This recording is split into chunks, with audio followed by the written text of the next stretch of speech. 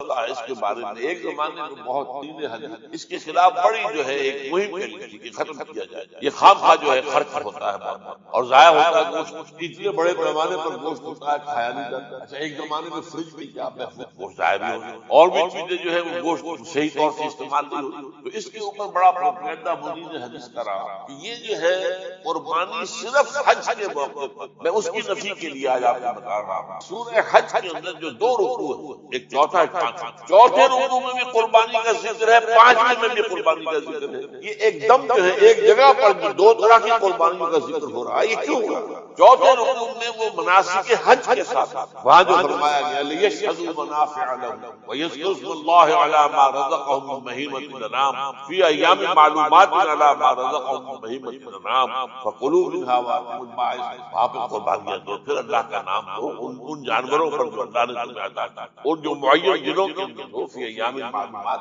اور پھر اس میں سے خود بھی کھا، اور جو ہے جیسے صدقہ کا گوشت ہوتا ہے وہ نہیں ہے، وہ قربانی کا گوشت آپ خود بھی کھائیں اور غرباء کو کھلائیں، غریبوں کو دیں۔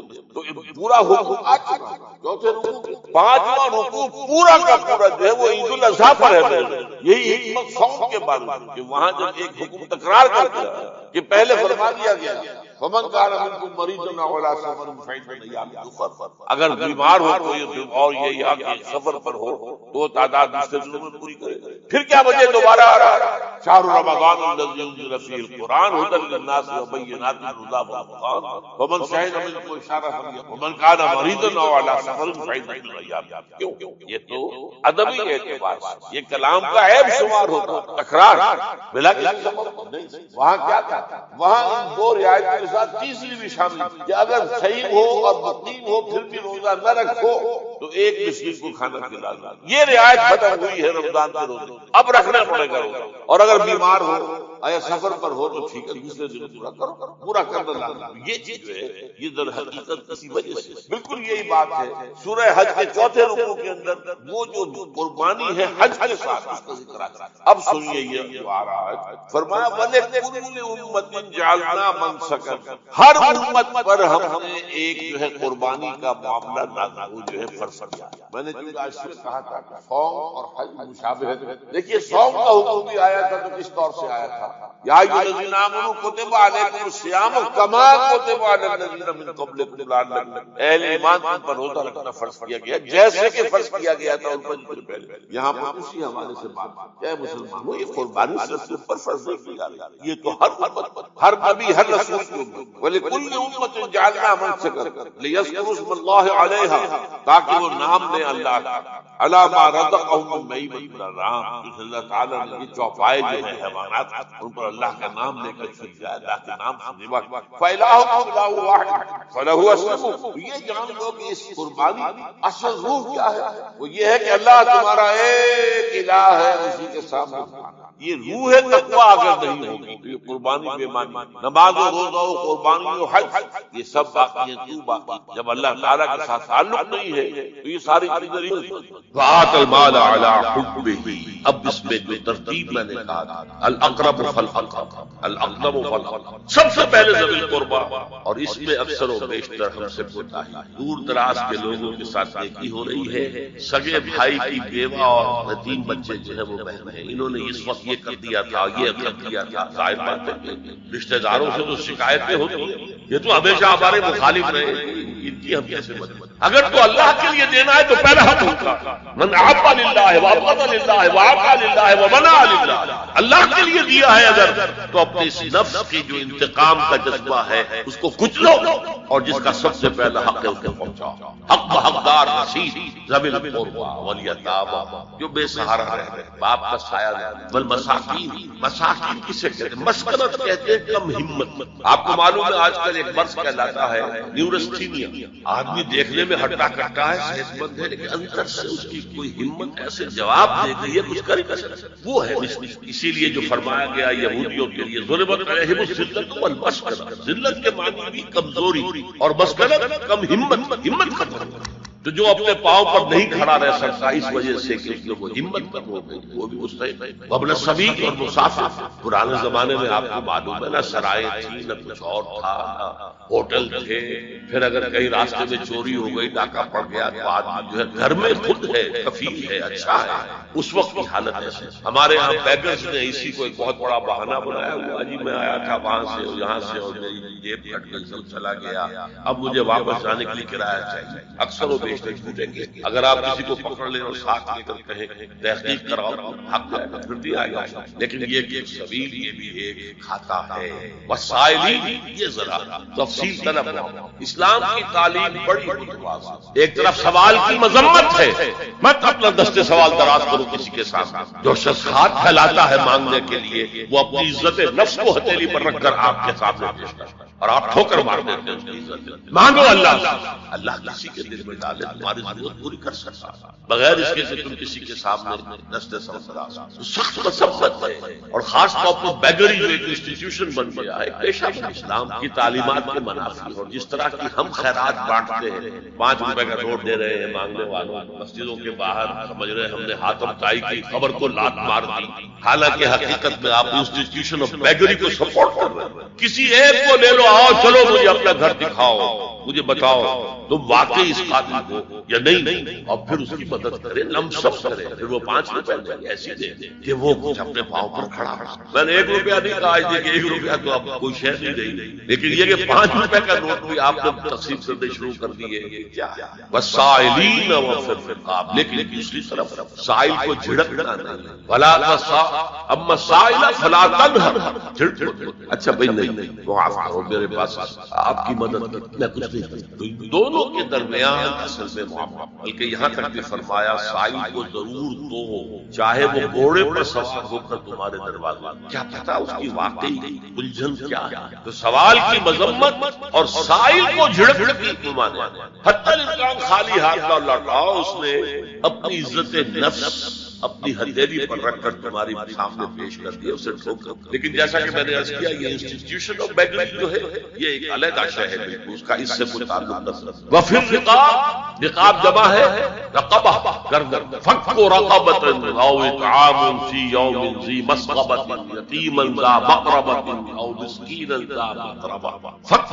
رقبۃ، کسی کی گردن چھڑانا۔ اس وقت سب سے بڑی اپلیکیشن اس کی تھی غلاموں کو، کنیزوں کو اپنے پیسے سے خرید کر آزاد، بہت بڑی نیکی، بہت بڑی۔ اور حضرت ابو بکر رضی اللہ تعالیٰ عنہ کے دفتر فضائل میں سب سے اونچا کام کہ جن غلاموں کو، جن کنیزوں کو ستایا جا رہا تھا، their owners, their masters، ان کے آقا کو حق حاصل تھا، جو چاہے کرے ان کے ساتھ، قتل کر دے کوئی پوچھنے والا نہیں ہے۔ میں پہلے بھی عرض کرتا ہوں میری ملکیت ہے، جیسے میری بکری میری ملکیت ہے، میں نے اس کو ذبح کیا، گوشت کھا لیا، تو کون ہوتے ہو پوچھنے والا؟ میرا غلام تھا، میں نے قتل کر دیا، تو کون ہو؟ ان کو حضرت ابو بکر خرید آزاد، اور منہ مانگے دام حضرت بلال کے لیے امیہ ابن خلف نے اتنی بڑی رقم مانگی، حضرت ابو بکر نے کہا ٹھیک، باپ نے کہا بھی ابو قحافہ نے، ابو بکر کو غلام خریدنا ہی تھا، کوئی طاقتور آدمی جو کام آ سکے کہیں، اس کو خریدنا چاہیے، مجھے کیا پتا ابو بکر کس لیے خرید رہا اور کس کے لیے خرید رہا۔ آج کے دور میں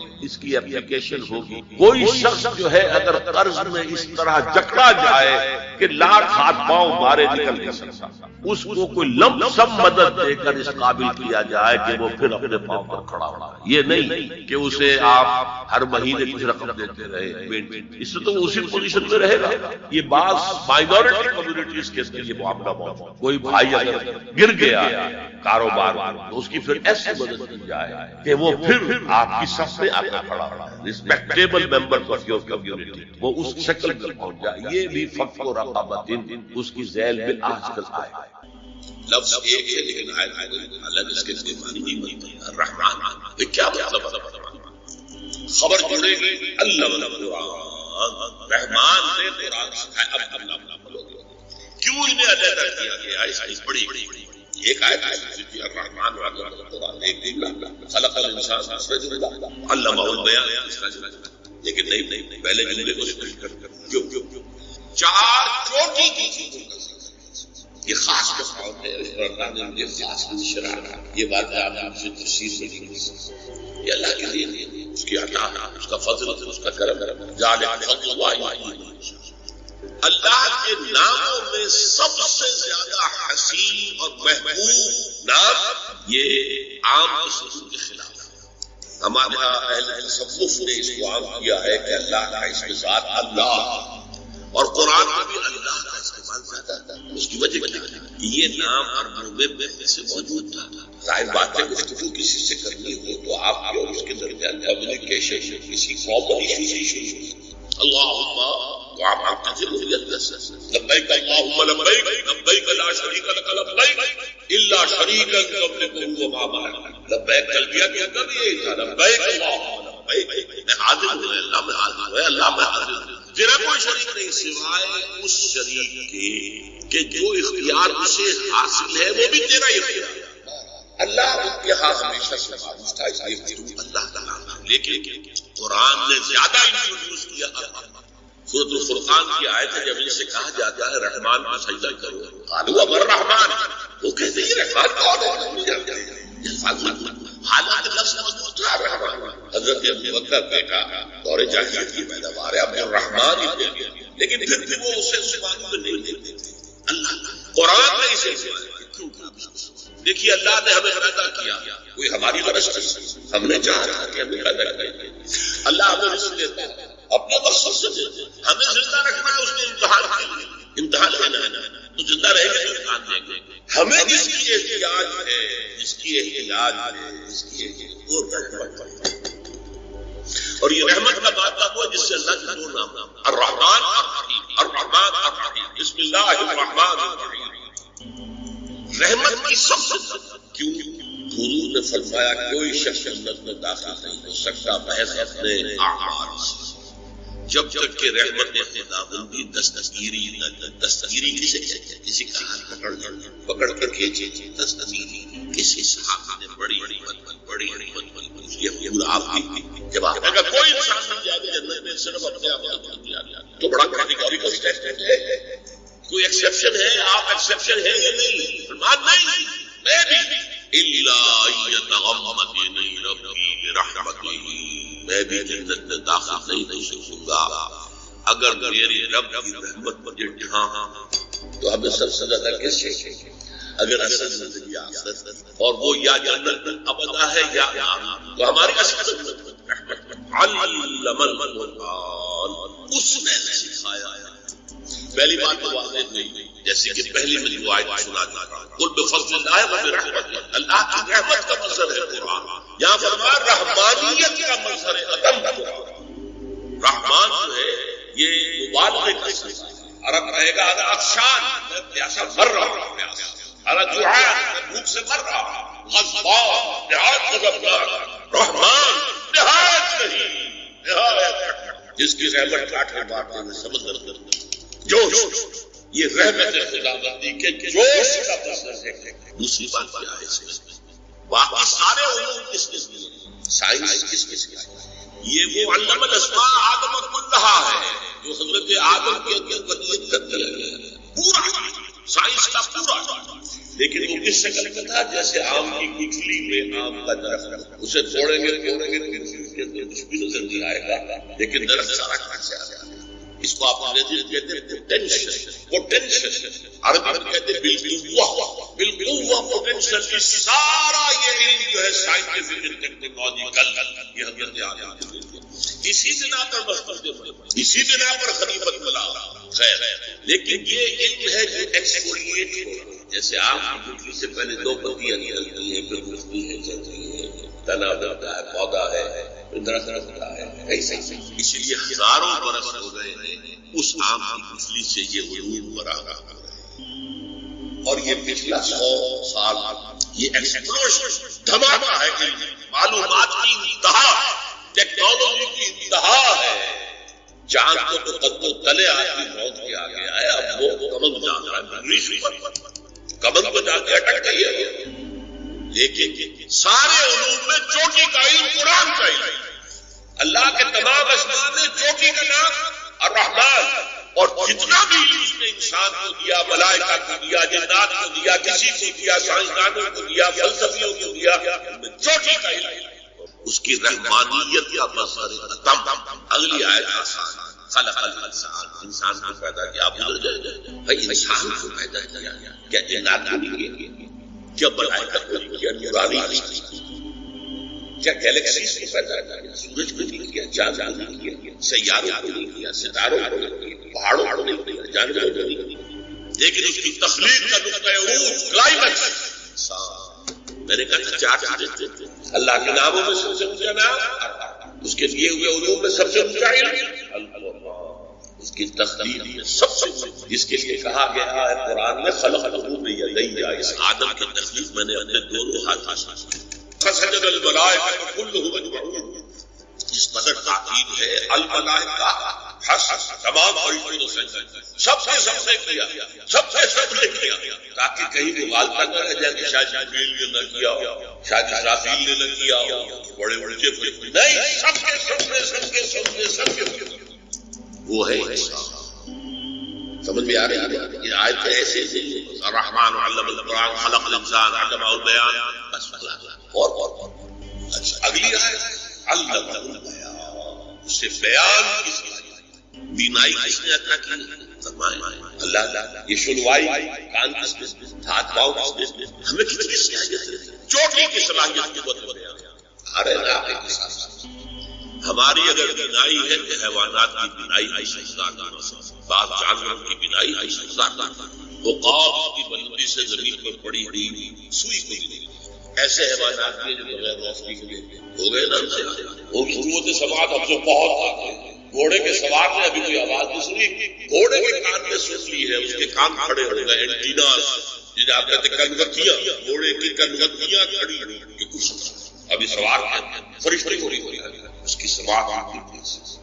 سونگنے کی صلاحیت کتے میں جتنی ہے، بکری میں جتنی ہے، ہمارے پاس ہزارواں حصہ وہ سنتے پتہ چلا لیتے یہ میرے کھانے کا نہیں.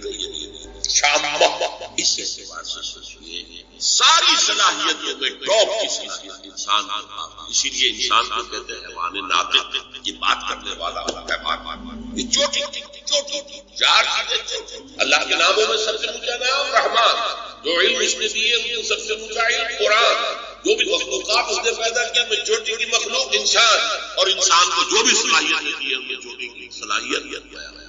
اور اس کو میں سائنٹیفکلی بھی بتا دیتا ہوں آپ کو، صرف ڈاکٹرز اس کی صحیح طور سے سمجھ سکتے ہیں. بلکہ ان کے علم ہے ہمارا جو سینٹرل نروس سسٹم ہے، اسپائنل کارڈ ہے، برین ہے، جو سب سے اوپر کا تو پیلے سے زرد رنگ کا جو ہے اسی میں ایریا مطلب کہ پچھلے حصے میں آنکھ جو کوئی دیکھ رہی ہے، آنکھ کے اندر کوئی کیمرہ لگا ہوا ہے صرف، اور کیا کیمرے پر پکچر آئی، یہاں سے وہ اب میسج جا رہے ہیں الیکٹرانک میسج. یہاں ہے وہ ایریا اس پلے میٹر کے اندر جو سے انٹرپریٹ بھائی کیا چیزیں جو آنکھ نے دیکھی ہے، اسے آپ کہیں گے ویژن سے دماغ. آنکھ کچھ نہیں دیکھ سکتی، آنکھ کوئی آدھا ہے دیکھنے والی شکل دماغ میں ہے. کان کی تو ہوا کی وہ جو بھی ویو سے ٹکرا رہی ہے یہ انٹرپریٹ کہاں ہوگی دماغ میں. ایریا سب سے بڑا ایریا جو ہے اس میں وہ اسپیچ سینسر، اور اس کے دو حصے، دوسروں کی گفتگو کو سمجھنا اور پھر اپنے معافی جو بھی گیا. دو حصے، جیسے کہ ایک بہت چھوٹا سا فنامینل ہے، آپ ہاتھ یہاں رکھا ہوا کسی چیز نے کاٹا فوراً ہاتھ کھینچ لیے، حالانکہ آپ کانشیس لیول پر فیصلہ یہاں سے سینسیشن یہی ہے آپ، اور یہاں سے ہٹا کیا ہر چیز کے لیے دو حصے. تو اسی طریقے سے ہم سنتے ہیں سمجھتے ہیں، یہ ہمارا ایک. پھر اپنی تو اسپیچ سینٹر کے بھی دو حصے ہیں، اور ہمارے برین میں لارجسٹ ایریا ہے وہ اسپیچ سینٹر. اچھا اب میں آ رہا ہوں یہ آیت 4 میں الرحمن علم القرآن خلق الانسان علم البیان. ٹھیک جملے کتنے ہیں؟ 3.